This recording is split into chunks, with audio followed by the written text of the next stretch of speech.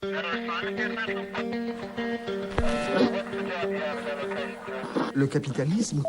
capitalismo crea una dinámica permanente de acumulación, crisis e innovación. El libre mercado y la libertad de empresa son las mejores fuerzas imaginables para mejorar la riqueza y la felicidad humanas. Creo que el poder político y social son las fuerzas que se encuentran detrás del capitalismo. ¿Ha dudado alguna vez del capitalismo? ¿Conoce alguna sociedad que no se base en la codicia? ¿Cómo vería Adam Smith el mundo de la economía que nos rodea? Keynes habría dicho que el problema está en el agujero económico. Hayek escribió Camino de servidumbre a modo de advertencia. Con Marx, siempre hay que tener cuidado con los comentarios ingeniosos. Polanyi para mí fue un terremoto intelectual. Y si tuviera que usar un estereotipo con Ricardo, diría que se parecía a George Soros. Si se echa la vista atrás a Adam Smith, a Marx, a Schumpeter, se puede encontrar el inicio de los mecanismos que explican la actual crisis. Nos han contado que el capitalismo es el producto de grandes pensadores y grandes ideas. ¿Pero es cierto? ¿Cómo han condicionado las ideas nuestra vida? ¿Qué relación tienen con la realidad? ¿Pueden ayudarnos a entender la presente crisis económica? Por no hablar del futuro del capitalismo. Capitalismo.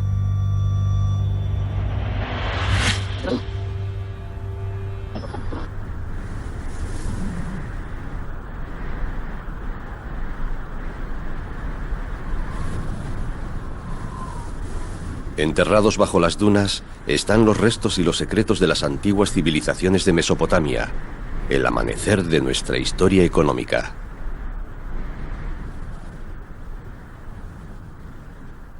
Si examinamos los orígenes de todas las técnicas empresariales, dónde se cobraron los primeros intereses, los primeros contratos comerciales, el primer dinero, los precios, la primera contabilidad, todas esas técnicas se desarrollaron en una región muy concreta, en Sumeria, en Babilonia, en el actual sur de Irak, y todas fueron desarrolladas en templos y palacios.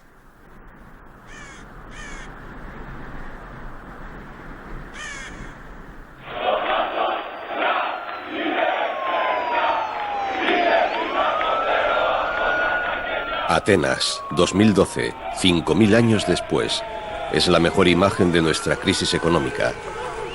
Una ciudad y un país en estado de shock, obligados a soportar programas de austeridad a cambio de préstamos.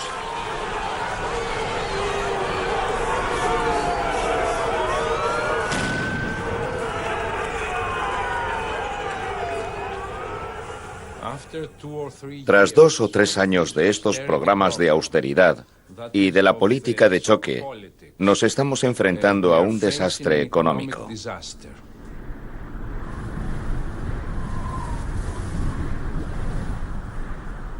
¿Qué hace que las civilizaciones desaparezcan y sus economías se hundan? ¿Qué relación hay entre la Grecia moderna y la antigua Sumeria?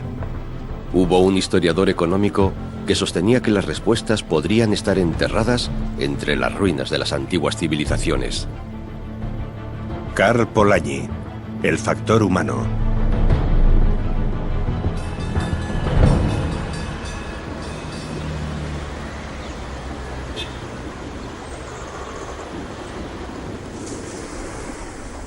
La economista Kari Polanyi ha vuelto a Viena para recordar la vida de su padre.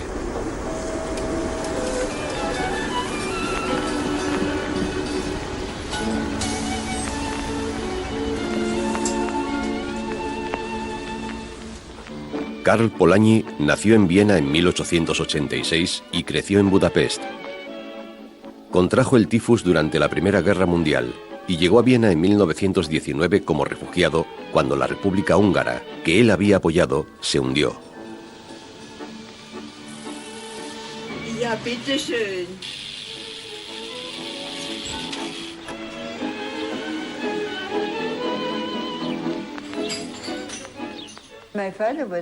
Mi padre fue periodista y trabajó para un semanario económico, Der Österreichische y Volkswirt.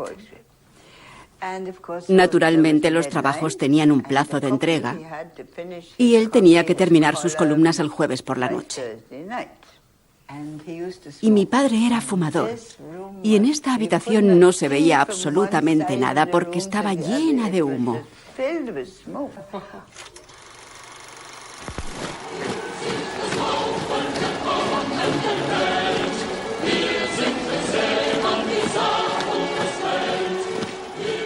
En los años 20, Viena, que había llegado a ser capital de un imperio, era una ciudad dividida políticamente, la capital de un país sumido en el caos económico.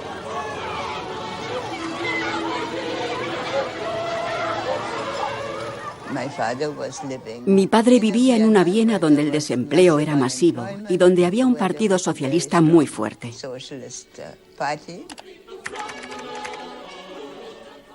Dicen que el Partido Socialista Austriaco ganó todas las elecciones celebradas en Viena, desde 1918 hasta la Guerra Civil. Karl Polanyi se vio inmerso en la vida política de Viena y simpatizó con el movimiento socialista.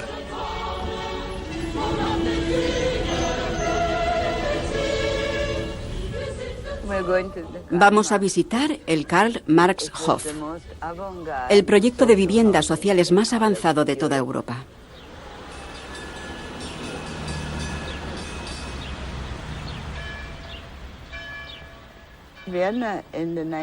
La Viena de 1920, la Viena socialista, consiguió dar un vuelco a las relaciones de clase, algo que disgustó a Hayek y compañía, porque la financiación de estas viviendas sociales procedía de los impuestos que pagaban los propietarios de las viviendas privadas.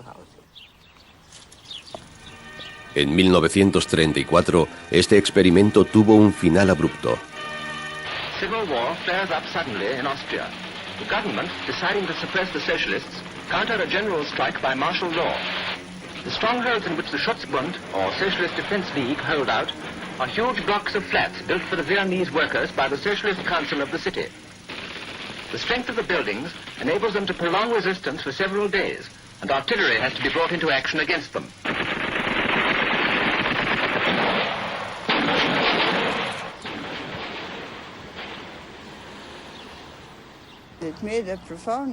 Estos hechos me causaron una impresión muy profunda. Pienso que fue el acontecimiento más importante de mi vida educativa. Porque desde entonces he sabido de qué lado estoy.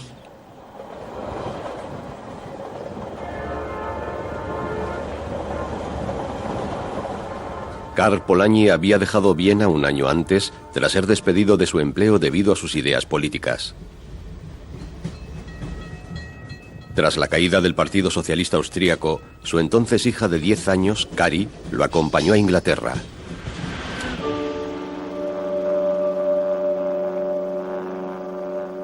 En 1944, Alemania y la mayor parte de Europa están en ruinas. Intelectuales como Karl Polanyi habían estado intentando entender las causas del colapso de la civilización europea para buscar una salida del caos. En opinión de Karl Polanyi, era una cadena de acontecimientos que había empezado en el siglo XIX, con la fe en el mercado libre autorregulado.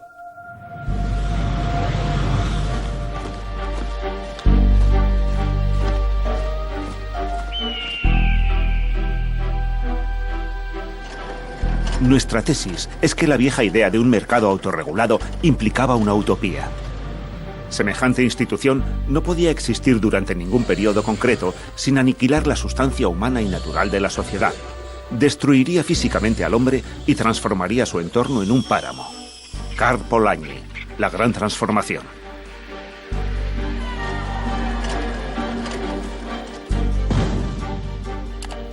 El libro de Polanyi se tradujo a docenas de idiomas y sus ideas encontraron eco en una nueva generación de estudiantes norteamericanos que se sentía atraída por su llamada a un replanteamiento del capitalismo tras la Segunda Guerra Mundial.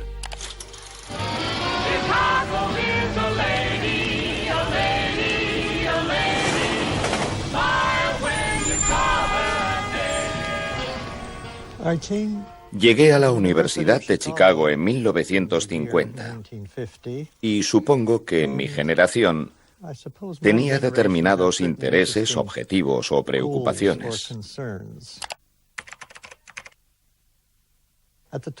Y lo que encabezaba la lista era la pregunta, ¿volveremos a tener una gran depresión como la que vivimos en los años 30?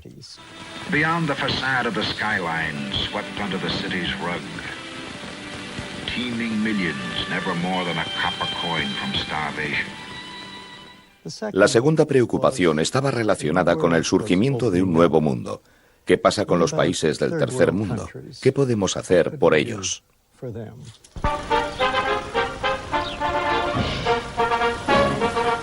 Somewhere east of Suez, where the best is like the worst, a crowded continent swarms with people, with palaces and poverty.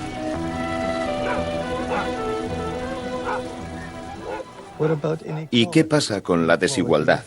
La desigualdad entre países y dentro de un mismo país. Esas eran las cuestiones más acuciantes para mi generación en aquel momento. Y en un principio la economía parecía el punto de entrada adecuado para afrontar esas cuestiones. Pero en cuanto te adentrabas en la economía, te encontrabas en un laberinto intelectual sin salida.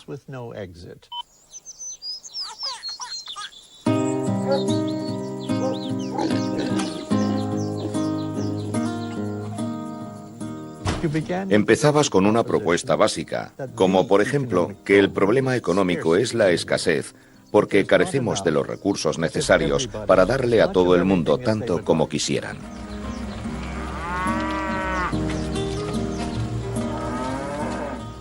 Y como los recursos mundiales eran limitados, había que distribuirlos. Y nos dijeron que la mejor forma de distribuirlos era la economía de mercado.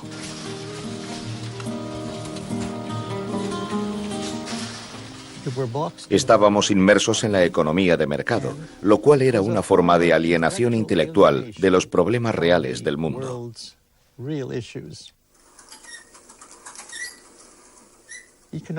La teoría económica era como una picadora de carne que hace hamburguesas. Metías pan viejo, cebolla, carne, todo lo que tuvieras en la nevera, y lo picabas todo. Y pasara lo que pasara, siempre salía una hamburguesa. Y ese era el problema con la economía. Daba igual cómo empezaras. Acababas en la economía de mercado. Era eterna, omnipresente. No podías escapar de ella. Y era totalmente vinculante. Mi intuición me decía que yo tenía que huir de esa corriente.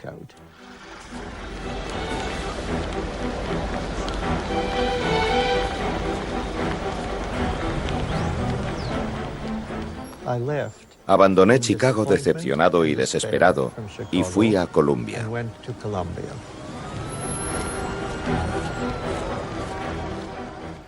Y en Columbia vi por casualidad que iba a impartirse un curso llamado Historia Económica General a cargo de un profesor de quien nunca había oído hablar, Karl Polanyi.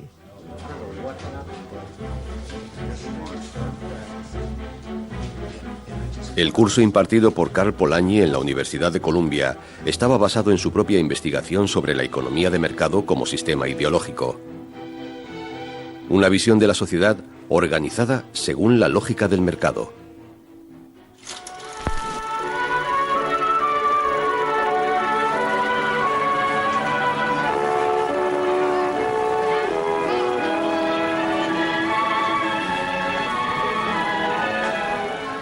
To help us get a glimpse into the future of this unfinished world of ours, there has been created for the New York World's Fair a thought-provoking exhibit of the developments ahead of us.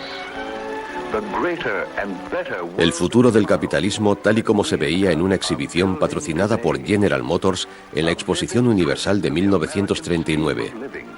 Una visión corporativa de la libertad y las necesidades humanas cubiertas por el mercado libre. Come, let's travel into the future. What will we see? Firebird 2 to Control Tower. We are about to take off on the highway of tomorrow. Stand by. Es el resultado de una visión mercantil de la sociedad, escribió Karl Polanyi, que equipara la economía con las relaciones contractuales y las relaciones contractuales con la libertad.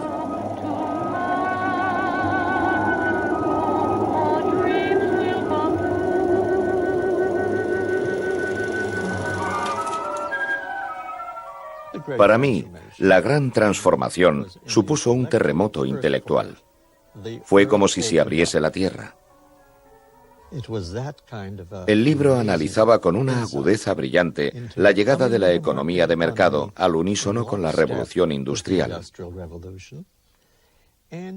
y presentaba un nuevo protagonista que nunca había sido presentado hasta entonces.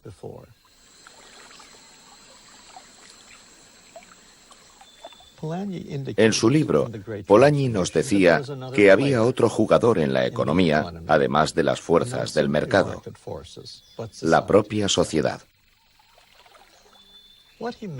Lo que quería decir era que antes de los tiempos modernos y la llegada de la economía de mercado, la mayoría de las transacciones económicas se realizaban bajo la supervisión y el control de algún tipo de estructura social. Podía ser la iglesia, el ayuntamiento, o en el caso de las sociedades tribales, eran las normas derivadas del parentesco y las tradiciones.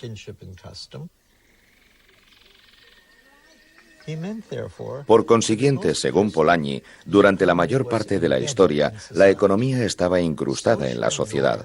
Las normas sociales tenían prioridad sobre las actividades económicas. Así es como el cineasta estadounidense D.W. Griffith imaginó Babilonia en su película clásica de 1916, Intolerancia. Babilonia era una de las sociedades antiguas que había estudiado Polanyi. Creía que estas ruinas del desierto guardaban pistas no solo de las civilizaciones antiguas, sino también de cómo éstas veían sus economías.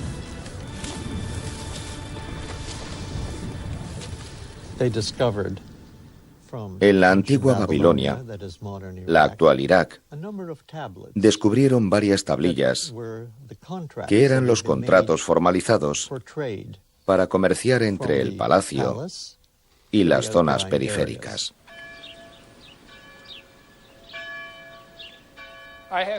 Tengo aquí 5 tablas relacionadas con la economía antigua y su desarrollo económico. Esta tabla, de gran tamaño, es el libro mayor del número de animales disponibles para trabajos agrícolas durante el período de Ur III, esto es, al final del tercer milenio antes de Cristo. Y nos demuestra que la burocracia en aquellos tiempos acabó necesitando tablillas que cumplían las funciones de un libro mayor y en el que se registraban todo tipo de actividades económicas. A partir de esas tablillas de arcilla descubiertas en el actual Irak, la gente dio por sentado que los negocios son tan antiguos como la humanidad. Y me refiero a los negocios tal como los entendemos ahora: comprar, vender y obtener beneficio. Estas tablillas pertenecen a un periodo durante el cual pensamos que la actividad económica estaba basada más en el templo y el espacio y menos en los sectores privados. Los comerciantes eran lo que hoy en día denominaríamos funcionarios. Sus ingresos no procedían de los beneficios obtenidos por su actividad. Sus ingresos procedían de sus salarios. Hemos malinterpretado la naturaleza de este comercio. Es comercio, pero no el tipo de comercio que conocemos ahora.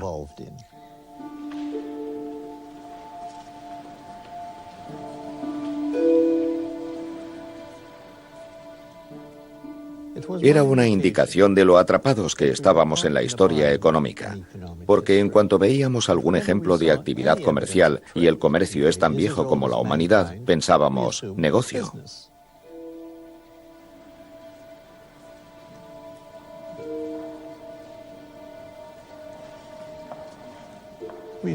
Retrocedimos a la noción instintiva de Adam Smith de que la humanidad tiene una propensión inherente al trueque y el intercambio. En otras palabras, la economía de mercado forma parte de nosotros como un instinto humano.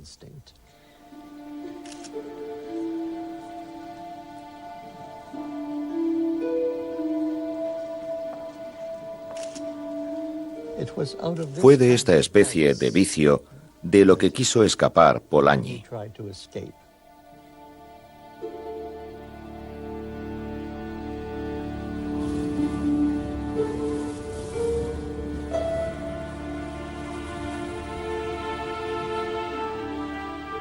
Polanyi encontró la forma de salir de este vicio con el estudio de las sociedades antiguas, sociedades cuyas economías estaban bajo el control de normas sociales y regulaciones en las que el dinero y la deuda tenían un tratamiento diferente al actual. En Sumeria y Babilonia, la gente que tenía la deuda era como si estuviera sujeta a un castigo. Podían ser reducidos a la servidumbre por parte del acreedor y con el tiempo podían perder los derechos sobre sus tierras.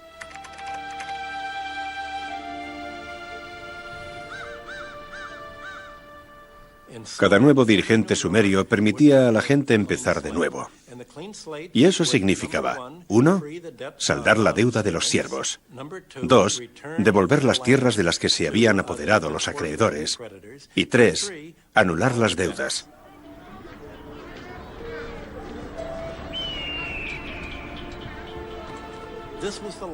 Esta era la ley que los judíos cautivos aprendieron en Babilonia. Y la práctica hebrea del dror contenía exactamente las 3 mismas cláusulas. Restablecías la igualdad inicial de la producción económica y dejabas las cosas tal y como estaban antes.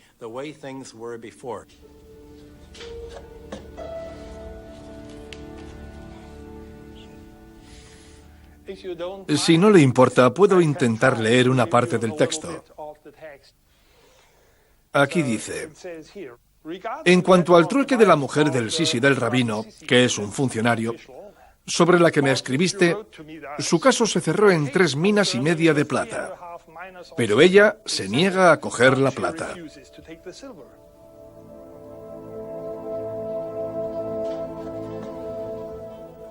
Ahora tenemos cientos de miles de tablillas de escritura cuneiforme que nos dicen quién era el acreedor de las primeras deudas y quiénes eran los deudores.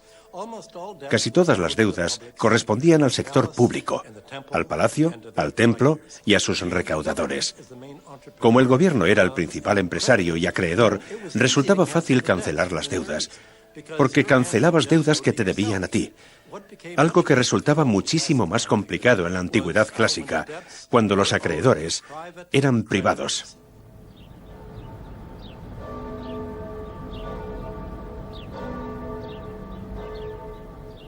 Roma fue la primera economía importante que no canceló las deudas, y el resultado de ello fue que en el segundo siglo de nuestra era, 1/4 parte de la población de Roma estaba reducida a la esclavitud y a la servidumbre.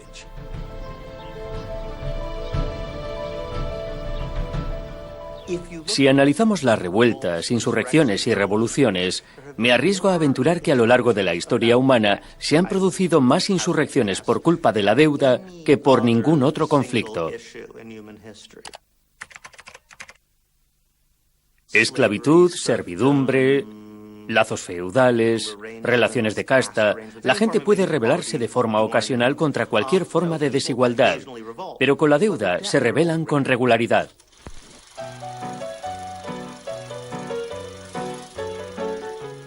¿Qué es la deuda después de todo? Es un contrato entre 2 partes iguales que no volverán a ser iguales hasta que una de ellas devuelva el dinero, lo cual implica que pueden no volver a ser iguales. Y sospecho que ese es parte del motivo por el que la deuda puede ser tan explosiva.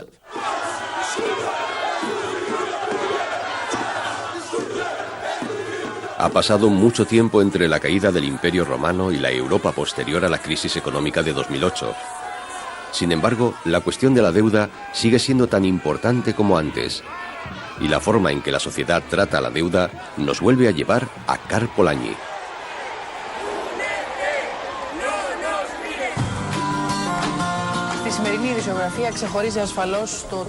A 77-year-old Greek man took his life in front of a crowd of onlookers. Révèle une augmentation des dépressions et suicides en Grèce, où la crise économique et sociale paupérise des pans entiers de la population. El 4 de abril de 2012, un farmacéutico jubilado de 77 años se pegó un tiro para protestar por los recortes de su pensión.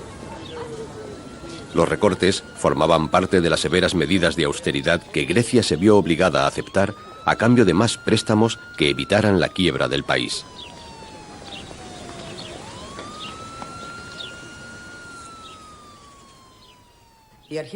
El principio empieza con el final.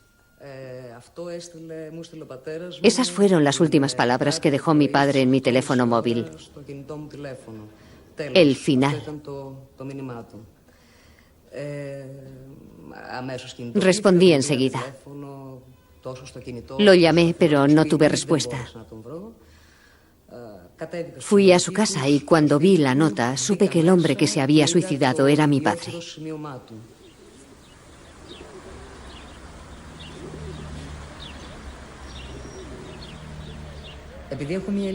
Como mi edad no me permite luchar activamente, no veo otra solución que ponerle un final digno a mi vida antes de verme obligado a buscar comida en la basura. Nos enfrentamos a un desastre económico.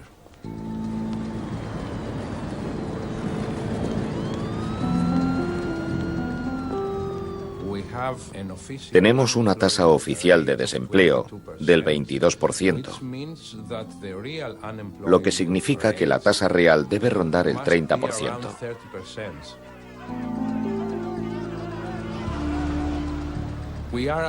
Estamos al borde de una catástrofe humana.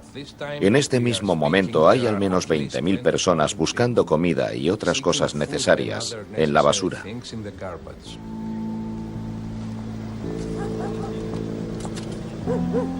Cuando se insistió en que Grecia cumpliera sus compromisos, se generó una crisis económica añadida a la social y política ya existentes.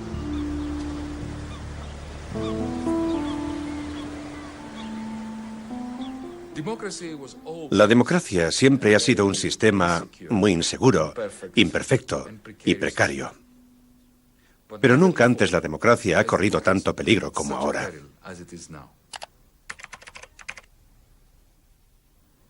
Yo soy de un país, Grecia, en el que las élites políticas han desaparecido. Han perdido toda su legitimidad. No es solo que el gobierno haya perdido legitimidad. Todos los movimientos políticos han perdido legitimidad. Y ese es un golpe muy duro para el país en el que nació la democracia.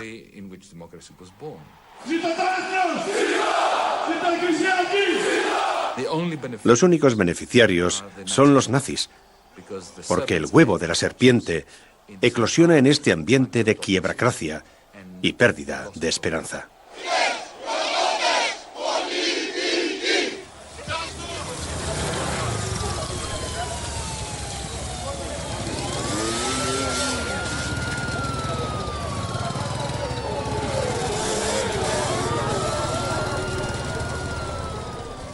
¿Por qué pasa hambre la gente? Porque no hay trabajo y por culpa de la invasión de inmigrantes ilegales. Tienen que irse, por voluntad propia o a la fuerza. Y se irán, puede usted estar seguro.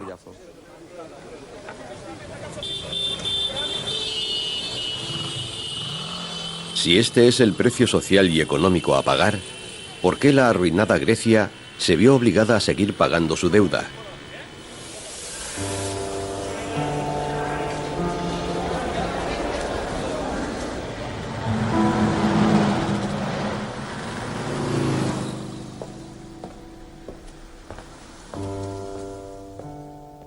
La deuda ejerce un extraño poder moral sobre nosotros. Parece poder justificar cualquier cosa. ¿Qué tiene la deuda que parece triunfar sobre cualquier otra moral? He investigado esta cuestión y he descubierto que esta especie de confusión moral, este conflicto moral sobre la deuda, se remonta a hace miles de años. La gente ha tenido este tipo de discusiones desde siempre. Y creo que el motivo es el siguiente. ¿Qué es una deuda? Una deuda es una promesa. Pero en cierto modo es una promesa muy extraña. Yo incluso diría que es la perversión de una promesa, porque es una promesa que ha sido teñida con una mezcla de matemáticas y violencia.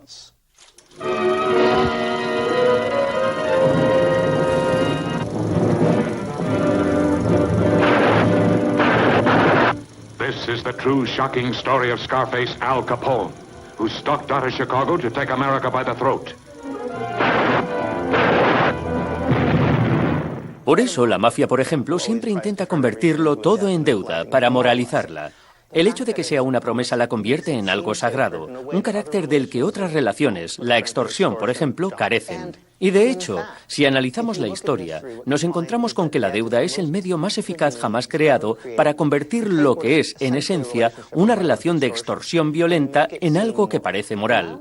Y no solo parece moral, consigue que sean las víctimas las que parezcan moralmente culpables. Let's talk about a person. This person could be anyone. Let's call him Alex. Let's make things more complicated. Let's say Alex is Greek. Based on the stories you hear, Alex is also a lazy, cheating, ungrateful, helpless, corrupt, violent, rude, racist, tax-evading, troublemaking, thieving vandal that lives with his mother. Well, the stories say it. So it must be true. La deuda es siempre negociable si es entre iguales. Las deudas contraídas entre personas de un estatus similar se pueden renegociar. De hecho, en 2008 vimos que si eres el American Insurance Group, si eres el Banco de América, si eres Citibank, los acreedores estarán deseando cancelar miles de millones de dólares de deudas haciendo un truco de magia u otro. No tendrán ningún problema en perdonar la deuda. ¿Y por qué al American Insurance Group se le puede condonar la deuda y a Grecia no? Clap on, clap off, clap on, clap off. The clapper lets you turn capitalism on or off, however you choose. Don't trouble yourself with a complicated socialist revolution. Just clap on, clap off. Clap on when times are good and you make the profit. Clap off when times are bad. Just clap off the free market and the glorious state will provide. La única explicación posible es que la gente asuma que las personas que están en el American Insurance Group son personas como ellas. Y de hecho, si analizamos la historia, comprobamos que las deudas entre iguales son fundamentalmente diferentes a las deudas contraídas entre los poderosos y los que no lo son. ¿Qué ha pasado? ¿Cuándo se convirtió la deuda en una cuestión puramente económica? ¿Cuándo la economía ganó preponderancia sobre las relaciones sociales? Según Karl Polanyi, ocurrió durante la reorganización de la sociedad vivida en la revolución industrial del siglo XIX, cuando por primera vez en la historia, trabajo, tierra y dinero se transformaron en mercancías.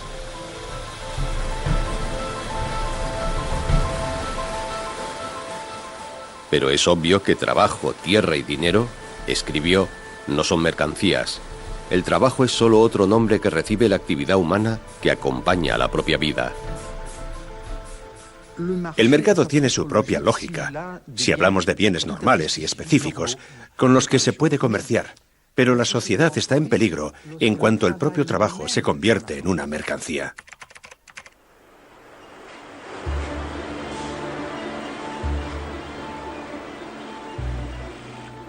La tesis de Polanyi era que si el trabajo se transforma en una mercancía, la sociedad corre el riesgo de derrumbarse. La segunda de las instituciones de Polanyi fue la moneda. El dinero es un signo social del poder adquisitivo, escribió Karl Polanyi.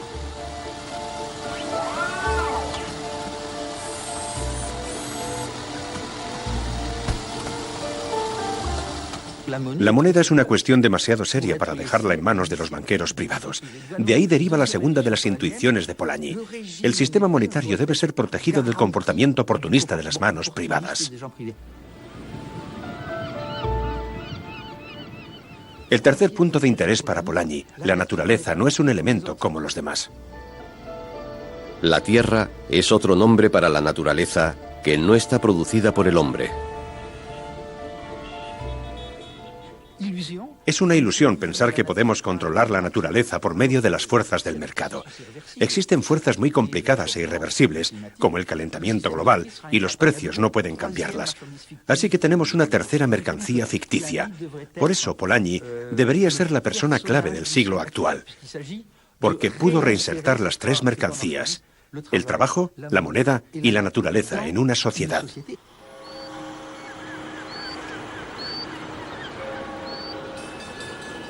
Según Polanyi, los problemas de la sociedad empiezan al fingir que esas mercancías se van a comportar como si fueran reales. La deuda griega ilustra las fatales consecuencias. Su historia empieza aquí, en Frankfurt. Los bancos alemanes son los dueños de la mayor parte de la deuda griega. Los acreedores siempre intentarán recuperar su dinero. Y efectivamente, tras haber prestado muchísimo dinero, quieren recuperarlo. Están intentando extender esos préstamos, subir los impuestos e imponer la privatización de los activos griegos para recuperar su dinero. 400 people have been detained in the Eurozone's financial capital after clashes broke out there on a second day of anti-austerity protests. A Grecia le ofrecieron un rescate para poder pagar a sus acreedores, más préstamos a cambio de medidas de austeridad y la privatización de las empresas públicas. No hubo rescate ni para los griegos, ni para los irlandeses, ni para los portugueses. Lo que hubo fue un intento cínico de transferir las pérdidas de los bancos alemanes sobre los hombros de los contribuyentes alemanes. Visto desde una perspectiva griega, los países del norte de Europa querían proteger a sus bancos de las devastadoras pérdidas que tendrían si Grecia no pudiera pagar su deuda. En mayo de 2012, tuvimos un ejemplo claro de quiebracracia al estilo europeo. El Estado griego recibió dinero del Fondo del Rescate, que naturalmente había sido respaldado por los contribuyentes alemanes. Pero ¿qué pasó con ese dinero? Se utilizó para estimular la economía griega y poder pagar el subsidio de desempleo de los griegos, dado que el paro se había doblado del 10 al 20% y ahora está en el 25%. No. Ni uno de esos euros llegó a la economía griega de ninguna forma. Ese dinero, los 4.000 millones de euros, se usaron para pagarle al Banco Central Europeo los bonos del Estado griego que había comprado.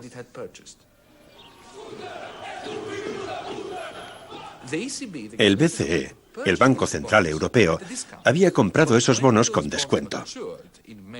Pero cuando esos bonos vencieron en mayo de 2012, el Banco Central Europeo exigió el precio total, el valor completo de los bonos. Así que Grecia tuvo que pedirle dinero a Alemania para poder devolver la deuda contraída con el BCE, una suma muy superior a lo que el BCE se había gastado inicialmente en esos bonos.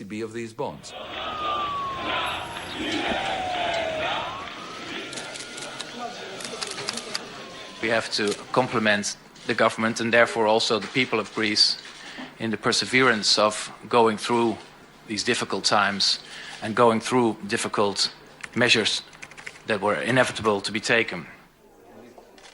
Creo que el rescate fue una herramienta de marketing perfecta, pero aquello fue todo menos un rescate. Es cierto que está manteniendo vivo al paciente al hacer que Grecia siga siendo solvente sin quebrar, porque si se produjera la quiebra, los bancos y los acreedores lo perderían todo. Finges que Grecia es solvente y puede devolver sus deudas, lo que te hace ganar tiempo para intentar recaudar lo máximo posible a través de los impuestos o las privatizaciones.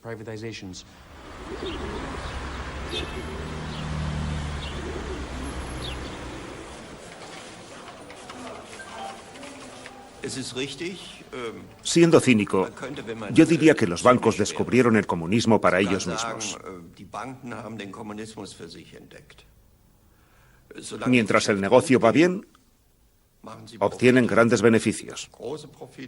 Sus dirigentes se llevan unos grandes bonus y todo es fantástico. Cuando el negocio va mal y hay peligro de hundimiento, son demasiado grandes para caer. Hagan lo que hagan, el sol brilla. Y el maná cae del cielo. No hay duda de que su planteamiento tiene cierto mérito.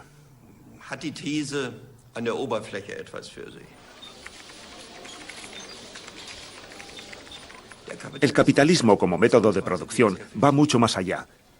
Y no solo es cuestión de rescatar o no a los bancos. Porque yo me planteo una pregunta. ¿Cuáles hubieran sido las consecuencias? Si yo hubiera estado en el gobierno, ¿yo también habría rescatado a los bancos? Sí. ¿Por qué? Porque sin los rescates, sin la activa intervención de los estados y sin los miles de millones de dólares, euros y yenes invertidos, esta es la clase de crisis que hubiera conducido a un colapso masivo de los bancos. Y la consecuencia de todo ello habría sido el colapso masivo del sistema económico mundial.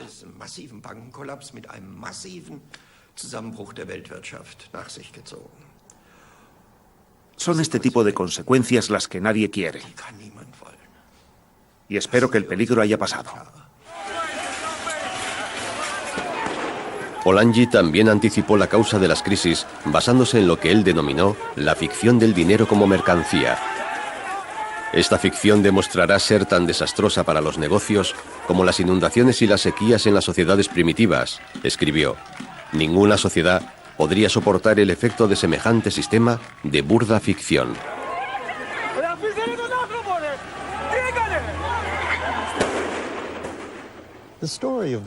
La historia de la Gran Transformación es la historia de una reacción. La sociedad se había convertido en un protagonista importante. Y eso era una novedad, porque para quienes se dedicaban a la economía, el individualismo era la clave. No había sociedad.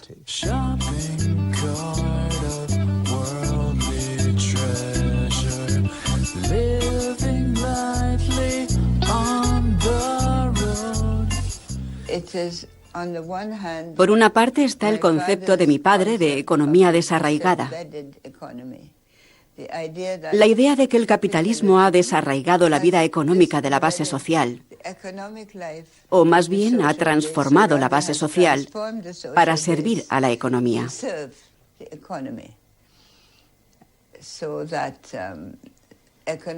De forma que las relaciones económicas empiezan a dictar la forma en la que nos relacionamos en sociedad.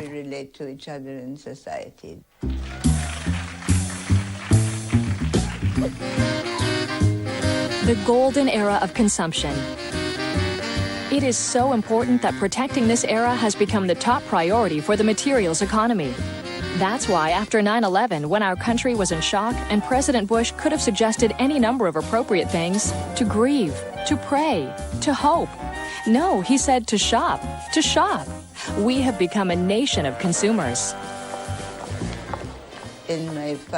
Según la perspectiva de mi padre, la situación es la contraria. La sociedad es la base y, en cierto modo, la economía descansa sobre la sociedad. Y cuando esos vínculos desaparecen y cuando la economía se desarraiga de la sociedad y asume una vida propia y nos dice lo que hay que hacer y cómo trabajar y cómo consumir y cómo pensar, nos encontramos automáticamente con un sistema insostenible porque devora las relaciones sociales y también nuestra relación con el entorno natural. En Grecia, el lugar donde Dimitris Christoulas se suicidó es ahora un santuario. Su funeral se convirtió en una manifestación política.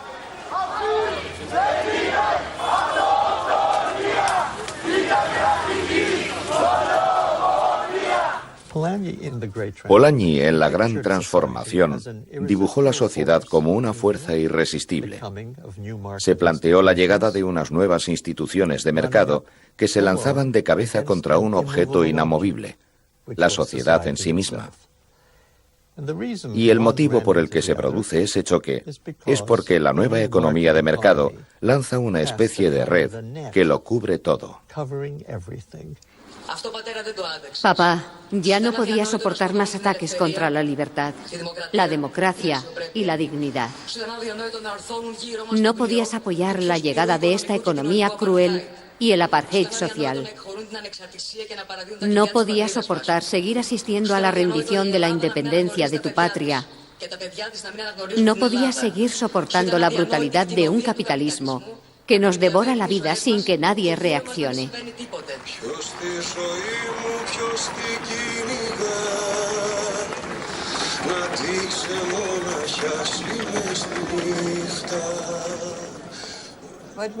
Lo que estamos viviendo en la actualidad es un conflicto dramático entre la democracia y el mercado. Mi padre decía que hay un problema, una contradicción entre el capitalismo y la democracia. Nos han presentado al capitalismo y la democracia como algo complementario, dos conceptos que van unidos. Pero si los examinamos con atención, veremos que no es así. No es así cuando el capitalismo adopta la forma de esta burda financiarización y este secuestro del proceso político. ¿Cuántas veces se han reunido Merkel y Sarkozy y el gobernador del Banco Central Europeo? Se tiran horas hablando y toman una gran decisión como si eso fuera a resolver algo. Y luego se van a dormir y cuando se despiertan por la mañana descubren lo que tiene que decir el mercado. Stock markets rallied this week after EU leaders reached an unexpected degree of consensus. Tenemos sociedades enteras con instituciones democráticas, con líderes elegidos democráticamente. Pero todos se muestran impotentes ante las decisiones del mercado.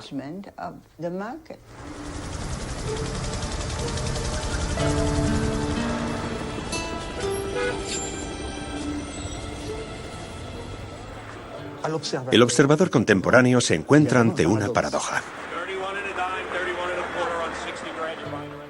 ¿De dónde procede el poder de las finanzas? Procede del hecho de que los votantes votan. Cada 5 años para la presidencia, cada 5 años para el Parlamento, con regularidad en elecciones locales. Pero los mercados financieros todos los días, cada 20 segundos, evalúan el coste de la refinanciación de la deuda pública.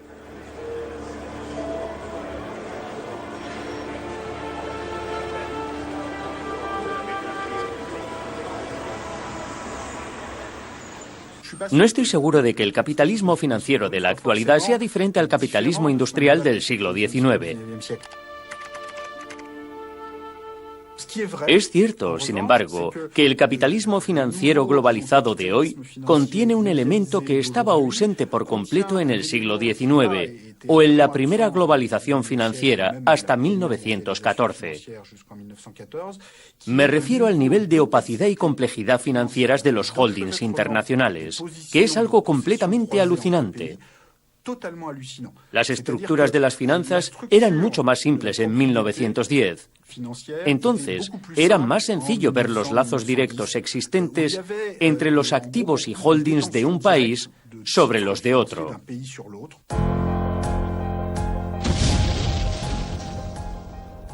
Hoy la situación es mucho más complicada, porque gracias a un sistema de intermediación financiera muy sofisticado, existen una serie de holdings internacionales que crean una sensación de desposeimiento entre la gente. Creo que ese es uno de los aspectos más desasosegantes del capitalismo moderno. Y no solo es una sensación de desposeimiento, es una realidad, porque cada país se encuentra sostenido por los negocios y las finanzas del resto de los países. A veces son otros países los dueños del 50, 60 o 70% de la deuda pública de un determinado país. Así unos países sostienen a otros, y muchas veces sin darse cuenta.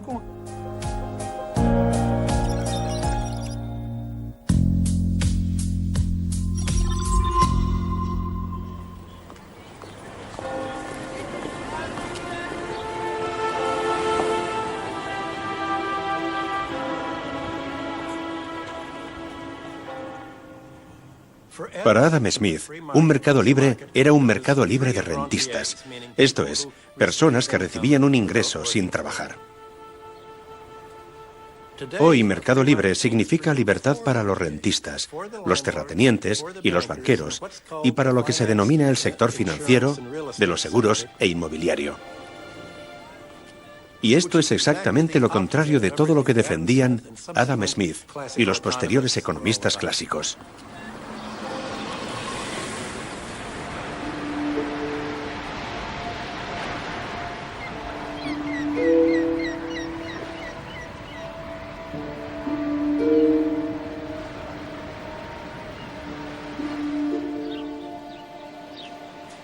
Karl Polanyi murió en 1964.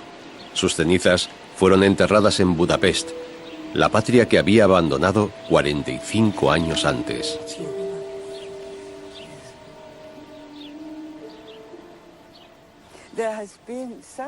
Ha vivido un renacimiento.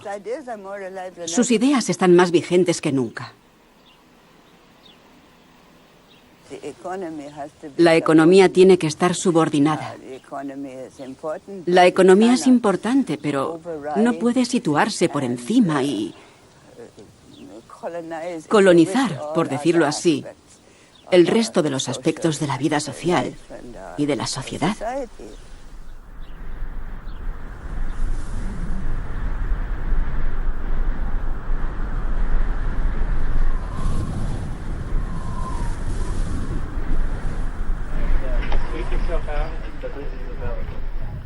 La primera llave para el futuro es que hay muchos futuros posibles. No hay una fuerza puramente económica que determine la dinámica de la distribución de la riqueza. Hay multitud de historias posibles en distintos países y, por consiguiente, el futuro no está escrito.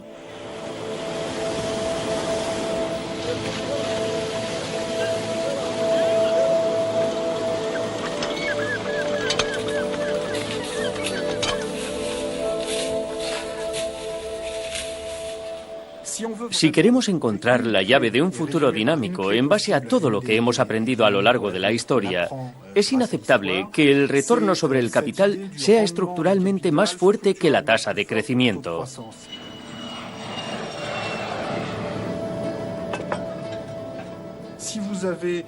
Si los activos de las personas más ricas del mundo crecen 3 o 4 veces más rápido que el tamaño de la economía global,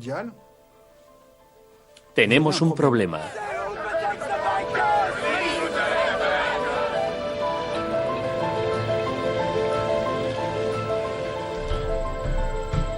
Si no utilizamos una forma democrática y pacífica de regulación de la desigualdad, otras formas de control ocuparán su lugar.